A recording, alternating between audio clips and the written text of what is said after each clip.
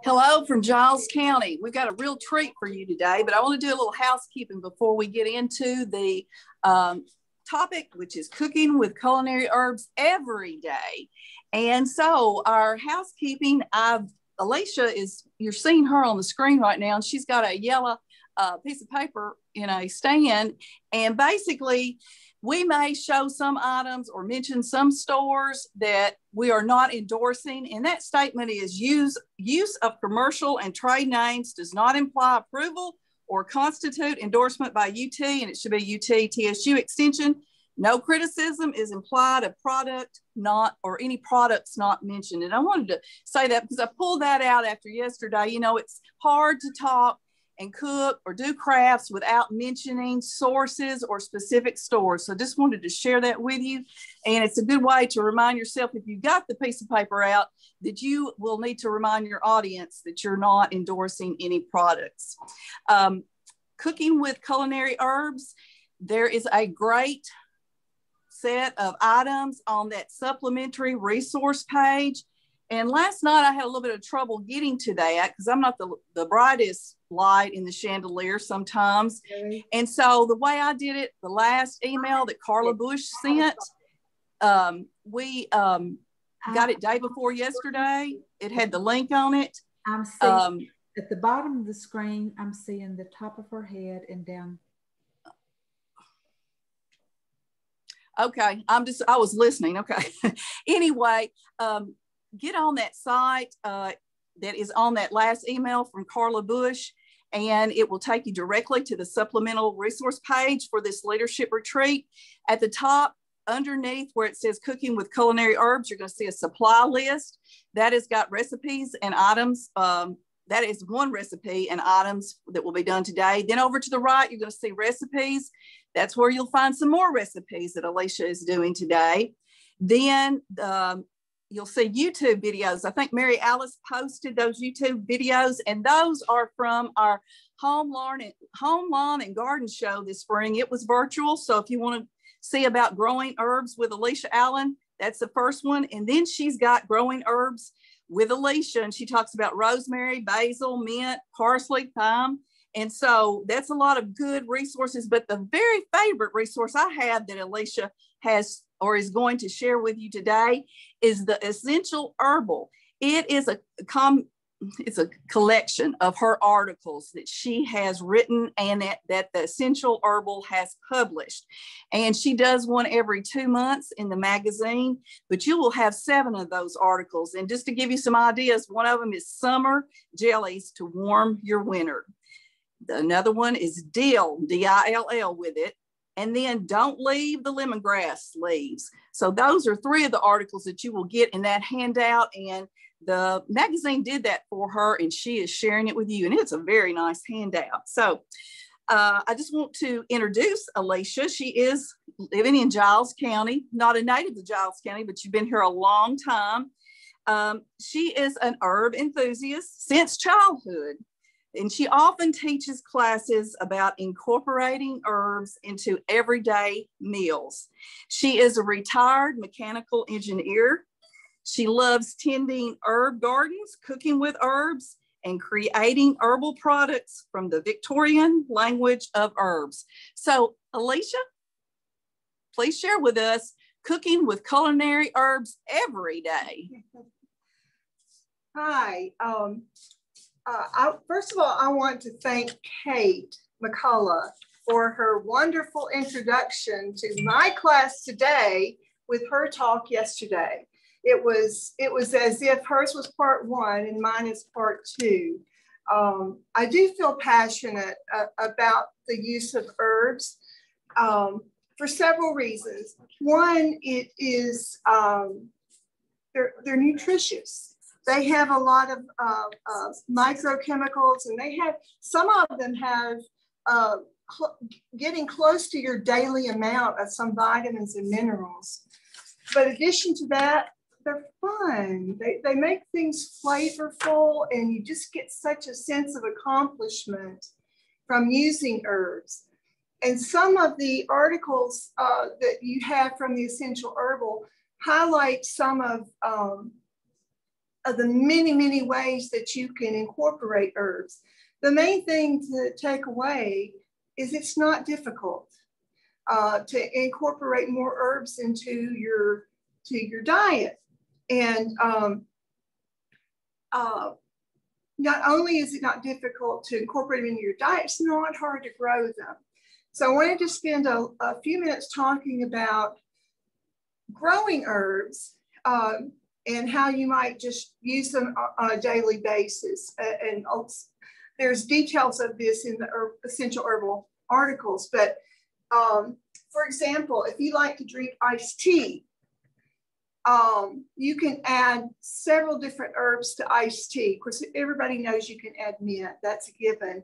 But cinnamon basil, or even just regular basil, are really a nice addition to your iced tea.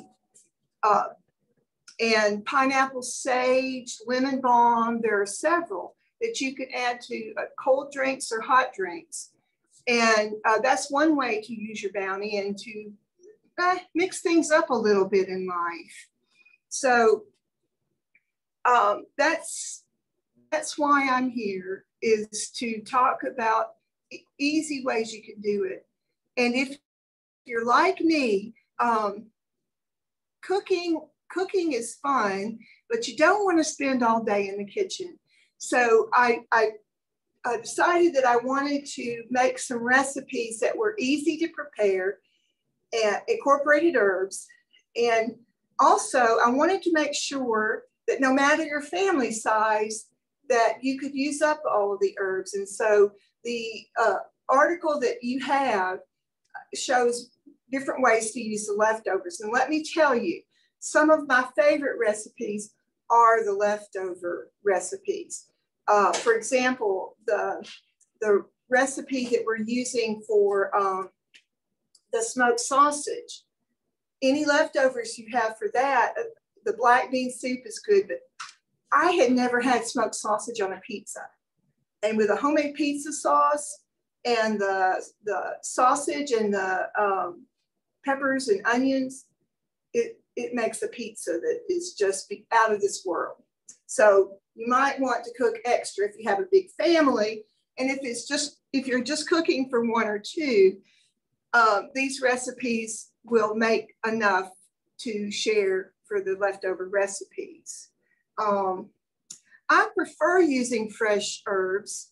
As I mentioned earlier, it's a sense of accomplishment to go out to your herb patch and snip a branch of rosemary or mint or basil or whatever you're wanting to use. And the YouTube videos that Myra mentioned earlier, they have a lot more detailed information about growing herbs and some of the handouts too, I think, that are with them, of particular herbs, like how to harvest basil, for example, and that type of thing. But I love the smell of the fresh herbs. It just makes cooking so much more of an adventure when you use the fresh herbs. Of course, you got to be careful not to overuse some. A lot of these recipes are calling for garlic. And Rob, who's handling our IT for us today, he walked in and said, garlic. So you want to be careful to balance that. If you don't have a particular fresh herb, you use 1/3 the amount in dried herb that you would use with the fresh herbs. However, some herbs just don't keep their full flavor when they're dry. One of those, unfortunately, is basil. The good news is you can get basil year-round in the little clamshells in the produce section if you don't have any growing at home. Or you can grow it indoors. Herbs can be grown in the garden. They can be grown in pots on the patio, and I have information in your handouts on that. Or you can grow them indoors. One thing about basil, it does like a longer pot. The roots on basil can get up to 15 inches long, and that's unusual for an herb, just to let you know that. Okay, as Kate said yesterday, nutrition is more important as we age, because we tend to take shortcuts in what we eat and when there's just one or two people at home. And it becomes less fun when you've made the same recipe for the 200th, 300th, 400th time. It's just not as fun. And so adding herbs to some of your favorite recipes are a way to bring back the fun in cooking. So now I'd like to share with you these one-pan recipe, a couple of one-pan recipes. Like I said, they're intended to be able to use for leftovers, and I've prepared them with cleanup in mind. That is, no cleanup or very little cleanup. To start with, we'll start with the smoked sausage, onions, and peppers. And the sausage is in the fridge. I put that in the fridge. I forgot about that.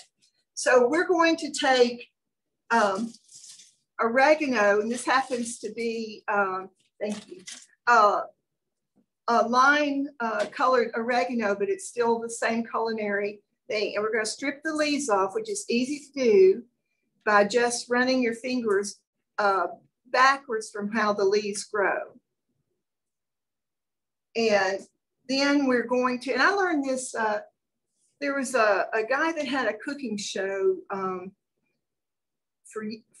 used to come around and teach classes. And we went to a Southern Living cooking class one time, and he showed me this, and it's made all the difference. You bundle the herbs up, and you're just going to slice them, and it's very quick. So we're slicing our sage to go in our peppers. I've already, with Myra's help, prepped all the cutting and everything ahead of time, because face it, you don't want to see that. And so now we'll go ahead and prepare the peppers. We're going to put the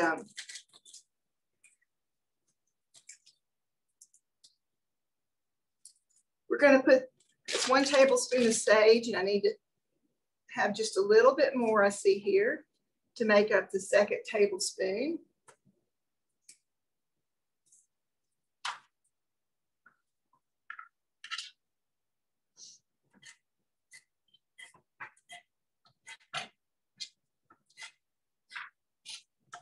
And as you can see, it just takes a second.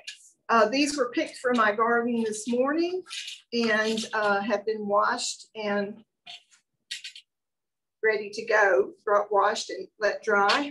Okay, so 2 tablespoons of fresh oregano to replace the 2 teaspoons of dried oregano from the recipe.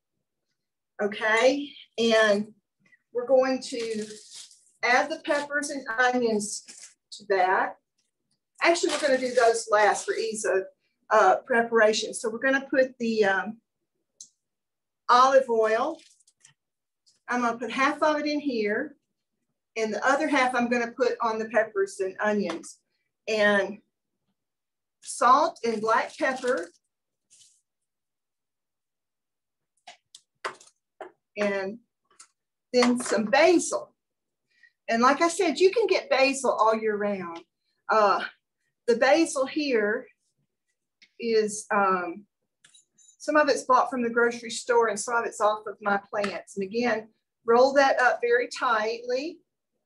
And I usually double it down on the big basil leaves, and you just slice across. In little time, you have what you need. And this is going to be 3 tablespoons. So we're going to use some more. I never liked basil for the longest time. Because all I needed to do with it was pesto.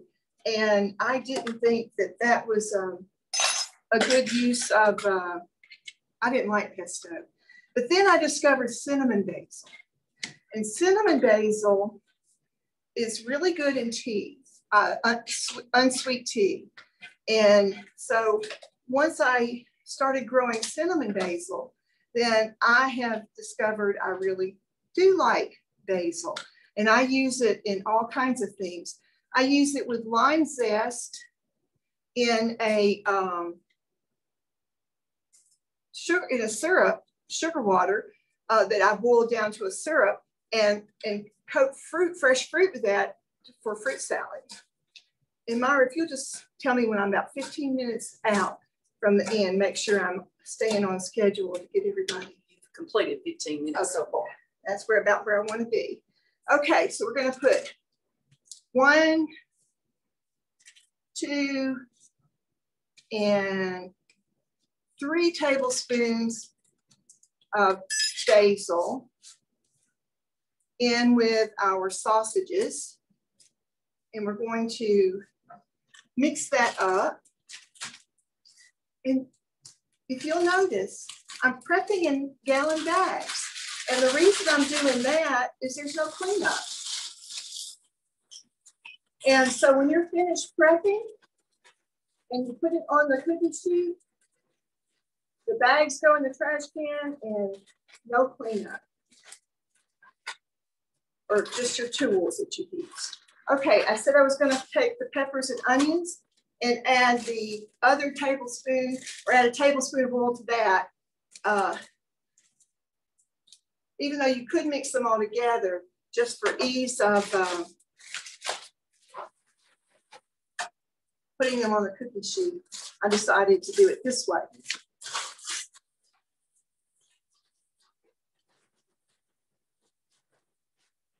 This takes a minute to coat everything. All right.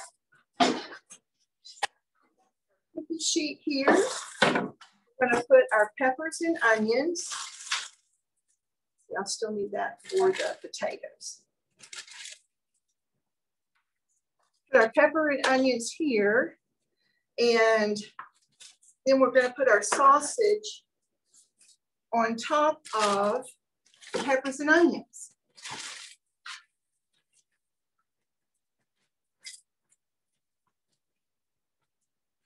Just like that. I might spread them out just a bit so that they're single layer. Now, if you notice, the recipe calls for the 2-inch pieces, but I have made these 3 to 4 inches in the most part. And that's because I have small buns that are about 4 inches, and we want to utilize those. Okay. So now we're going to take our rosemary potatoes and this is one of our favorite recipes at my house. Again, you just strip the leaves by just pulling them backwards down the stalk. Put all the herbs together and slice away.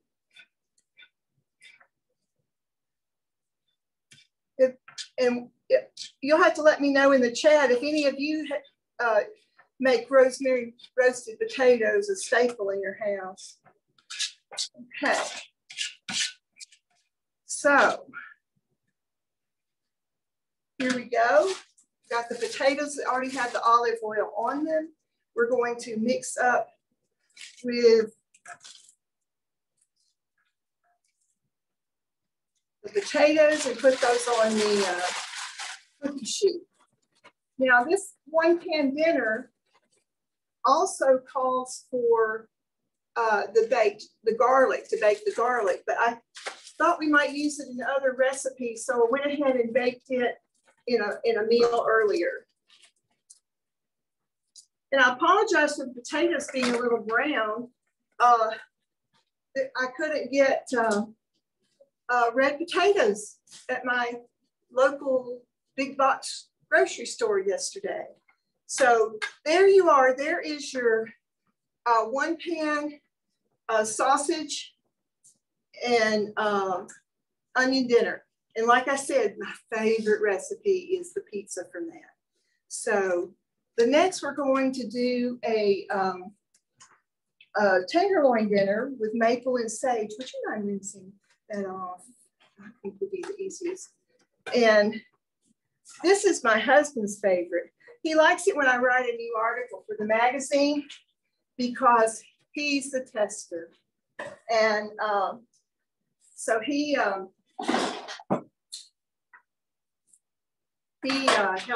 helps me test things. So, okay. Oh, I forgot to put the salt in on the potatoes. So I'm just going to sprinkle it on top.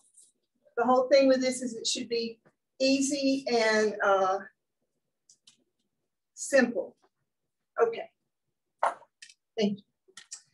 All right. So now we'll go. Oh, no, it is. Okay. Yeah. And so now we're going to move to another recipe. We have, as you can see, we've already cooked this morning the chicken and asparagus and cauliflower. And Myra, I'll let you, if you will, when you get that in, bring it over. And so we can see that one for a minute. So there's that recipe cooked. And I see some people out here in our local audience anyway who were saying dinner or lunch. So I think they're happy that we have one already cooked. Okay, so I'm ready to begin on the tenderloin. Yes.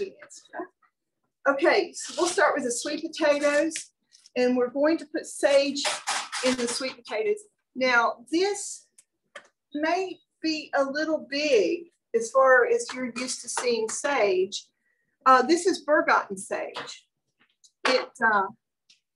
It has a flavor same as your traditional Salvia officinalis, which is the primary sage, but it just has bigger leaves. It makes a bigger plant in the garden and nice looking. And I have both, and I use both. I just like the look of the bergamot in the garden. So we're going to slice up the sage.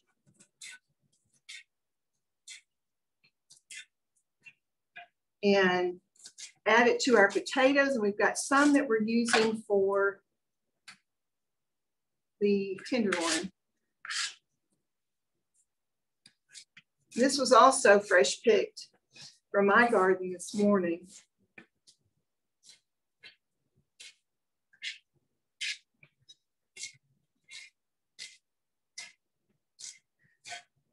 All right, so we've got that down pat, and for the potatoes, we're going to use a teaspoon. We're not going to use that much because we don't want to be overwhelmed with the sage flavor, but we just want to give it a nice little touch.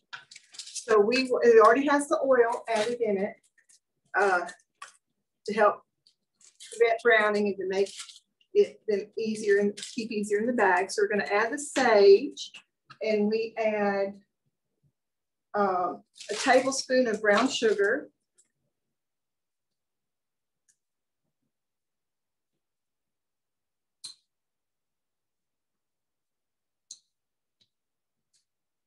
Looks bigger than a tablespoon, but I'm not going to press it down. So, okay, and that's it.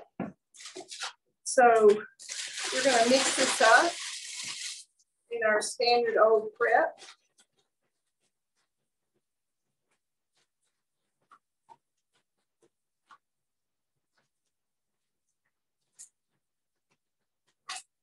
And oil, I don't have the oil in that. Something is missing. I thought I already put the oil in it. Okay. Now we'll stick to it then. So we'll set that aside for a minute, and we will work on the pork. So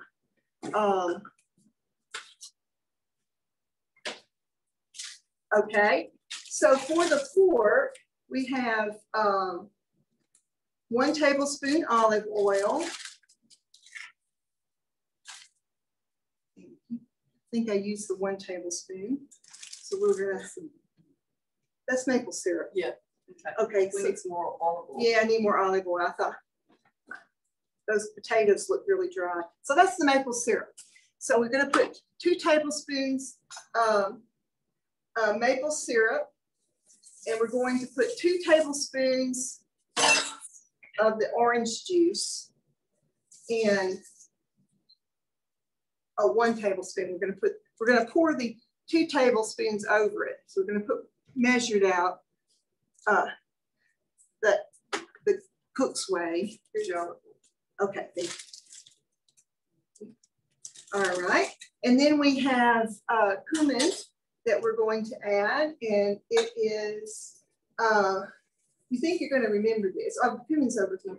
1/2 teaspoon of dried cumin. This is the one spice that or one of the herb spices that I like to just use the dried. Okay, a little bit more, but you see that it's kind of spilled out. So a little extra for good measure. Do you cook that way? That's the only way I know to cook. Okay, then we have the salt and pepper, and we have the cooked garlic that I didn't put on the sausage because we cooked it earlier. And I'm going to take 1 of these and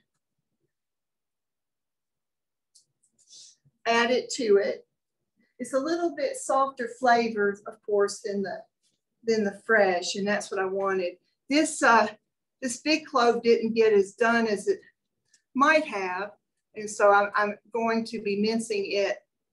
Where normally, if all the cloves are the same size, you just squeeze it out of the skin. But I can't do that this time because this clove is so big. It chose not to get done same time as its siblings. Okay, so now we have the garlic, the maple syrup, the salt and pepper, the cumin, the orange juice, and we need 2 tablespoons fresh sage.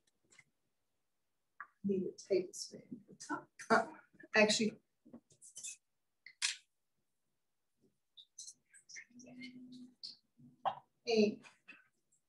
or we could just guesstimate. There we go. Okay, so now we have the pork tenderloin. We're going to mix it up and get it ready to go on the cookie sheet, okay? So, yeah. We're spraying the cookie sheet with Pam or cooking spray, non-generic. We're going to go ahead and put the sweet potatoes on because I don't want to deal with the meat until I've got everything else on. So we've got the sweet potatoes in the middle, and that's because the flavors of the sweet potatoes are going to meld more with the tenderloin than the apples will. And we'll spread those out in a minute. Okay, we have 4 apples here. And when you forget your core, you can always use a knife and make 4 straight cuts. And unless the apple happens to be a really firm one, the little core just pops out. So we went ahead and cut and did those ahead of time. So we're going to take some sprigs of basil or large leaves of basil or small and stick those in each one. And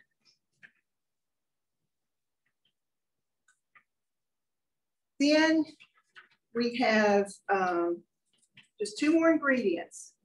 And if you've never had these, my friends, you're in for a real treat. I did not include a recipe for leftover apples because I will assure you there will not be any leftover apples. And in fact, you may want to make extra if your family is little more than 2. But anyway, so we're just going to spread these out.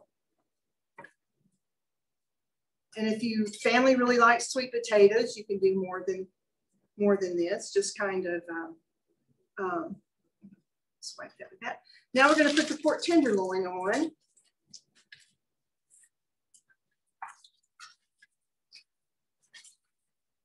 Try not to touch it.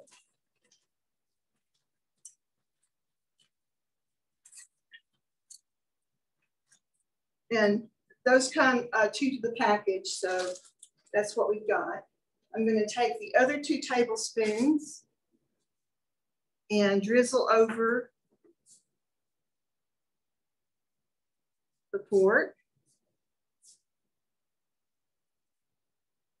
And you have your second 1-pot dinner ready to go in the oven.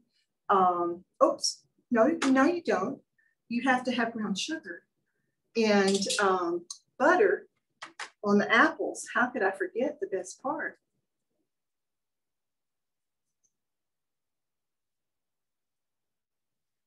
You just stuff the brown sugar in there, and then you're going to put a butter pat on top.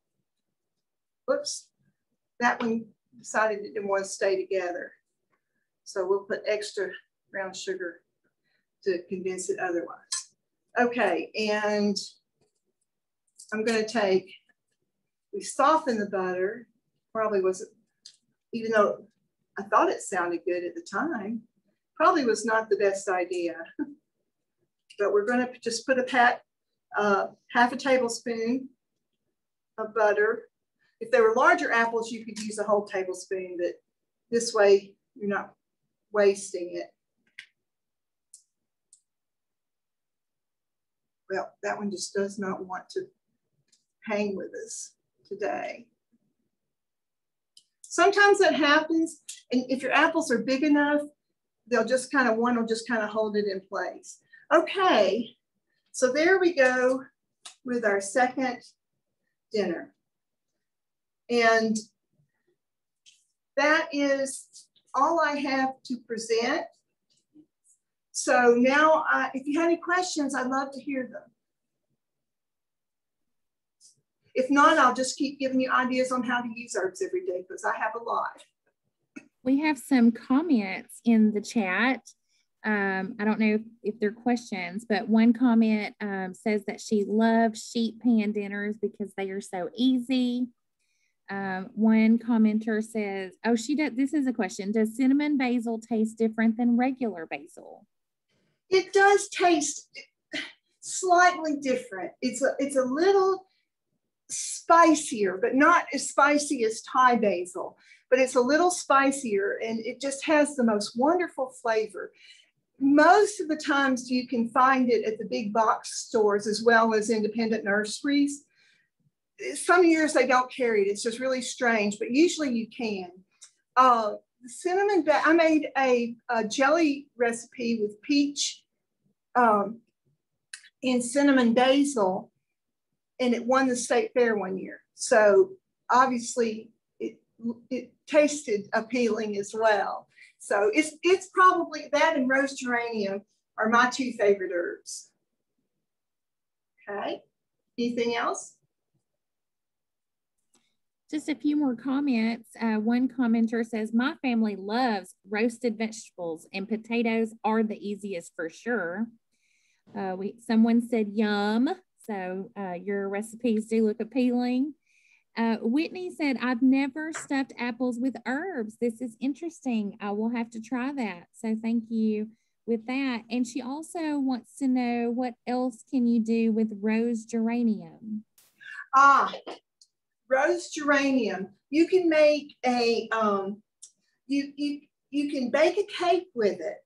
What you do is you put the leaves in the pan upside down, and then you pour the cake batter on top of it.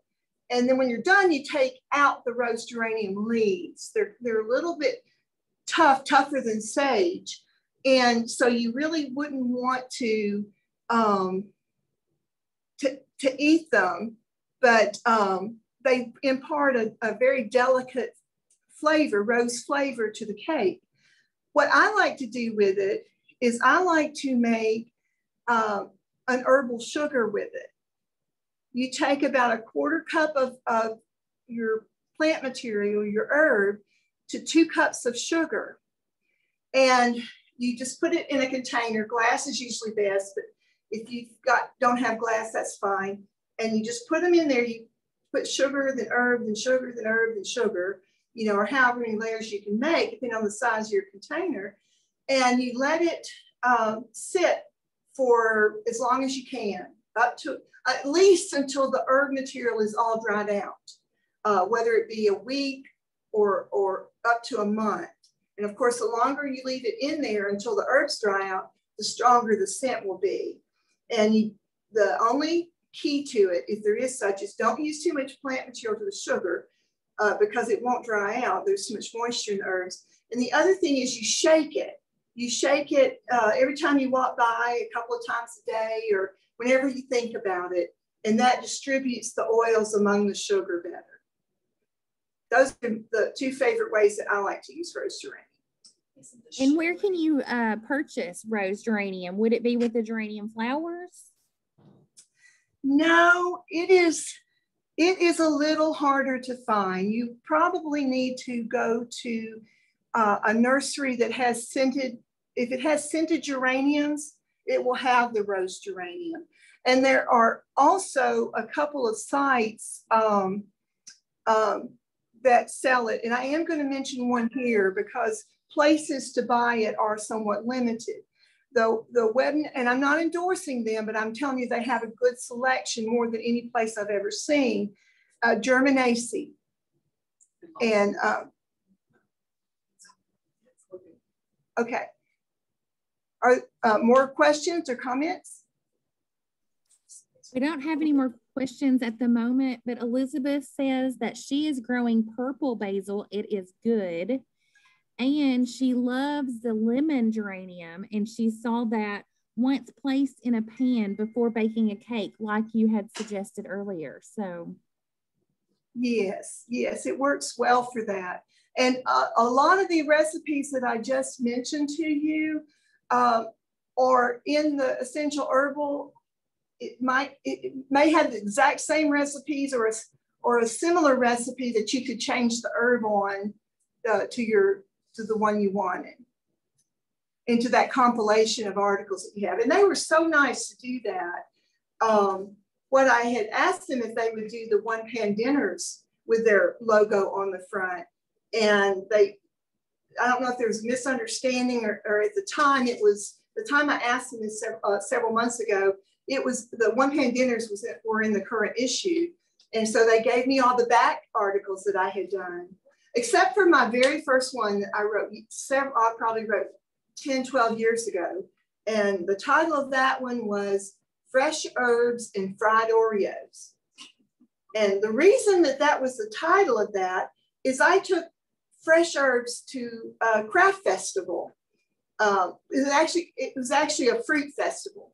So I had fresh herbs that you could buy by the bundle. I had herbal sugars. I had dried lavender that to stuff into headbands and all of this kind of things. And they set me up right next to the trailer that sold fried Oreos. And so the people that came to the fried Oreos, they weren't really interested in fresh herbs. So that was my experience on having a fresh herb booth at a festival. But I wrote that article years ago. Any more questions or anything else? We do have another couple of comments, Miss Alicia. Elizabeth says that she has enjoyed all of the information that you have given us, so thank you for that. Awesome. Whitney says, I have Mexican tarragon in my herb garden. Do you have any suggestions on using tarragon? Absolutely. Tarragon, my favorite recipe for tarragon is you take onions and orange juice and olive oil and tarragon, and you marinate chicken breast, bone in or boneless, overnight or all day if you're going to cook them for dinner. And it just makes a wonderfully subtle taste in your chicken. Tarragon has somewhat of a licorice flavor, and some people don't like it, but it has a lot of uses in sweets. And I can, if somebody will send me her email address, I'll drop her some recipes. It actually is the current article in the Essential Herbal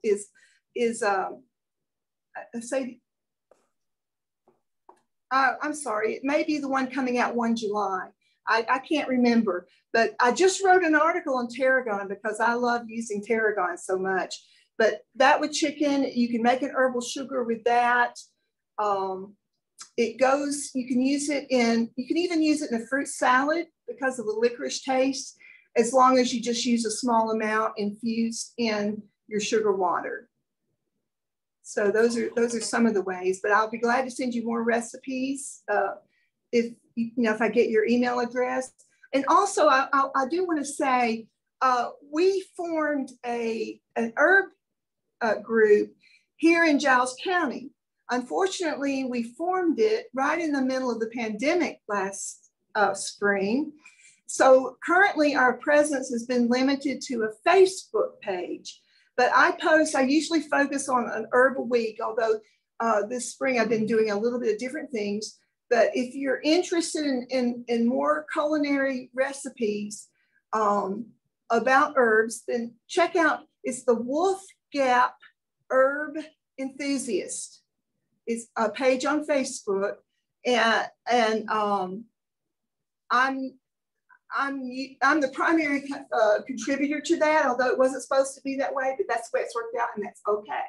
Because there's nothing I'd rather do than show recipes with herbs. If it has a source, and that's where I got the recipe. If there's no source, it's an original recipe I created.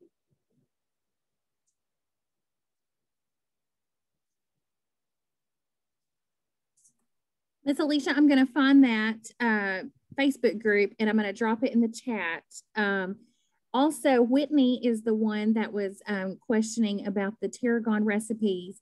If Myra and Rob are still there, Whitney is an extension agent in Bedford County, so they will have her email. They'll get yes, that to yes. you. Myra said she would get it to me. Wonderful. I know she would love to have more recipes. Linda says that she can't wait to try some of these recipes, so thank you with that. And one more question from Elizabeth.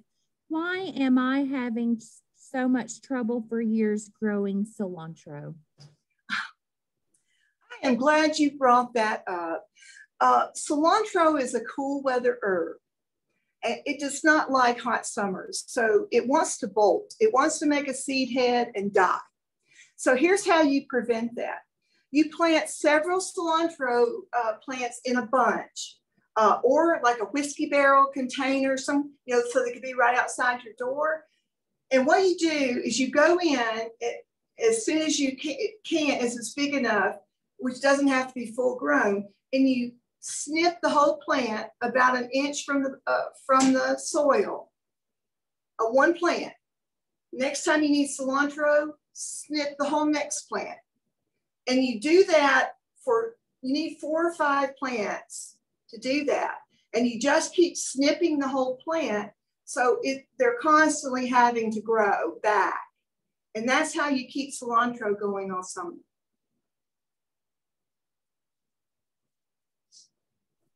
Thank you so much, Miss Alicia. I'm sure that will help Elizabeth with her cilantro. And I want to ask anyone else, if you have questions, feel free to unmute yourself or list those in the chat. I am going to go ahead and stop recording. So Miss Alicia, thank you so much for being with us today. You did a great job. Thank you for having me. I've enjoyed it.